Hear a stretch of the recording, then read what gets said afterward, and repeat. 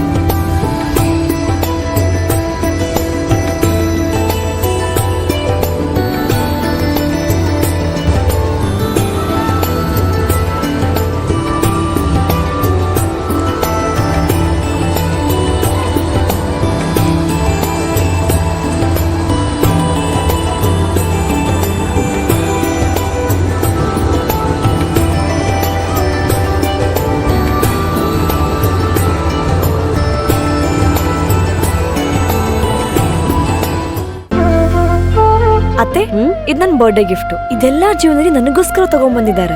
ನಿನ್ ಮೇಲೆ ತುಂಬಾ ಚೆನ್ನಾಗಿ ಕಾಣುತ್ತೆ. ಇದು ತುಂಬಾ ಚೆನ್ನಾಗಿದೆ ಅಲ್ವಾ? ತುಂಬಾ ಚೆನ್ನಾಗಿದೆ.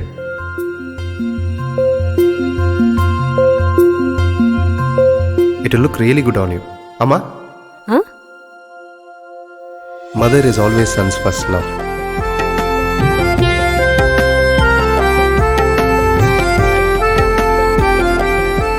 ಪ್ರತಿ ಪೀಳಿಗೆಯ ಪ್ರೀತಿಯ ಮಳಿಗೆ ಜಿಎಲ್ ಆಚಾರ್ಯ ಜ್ಯುವೆಲರ್ಸ್.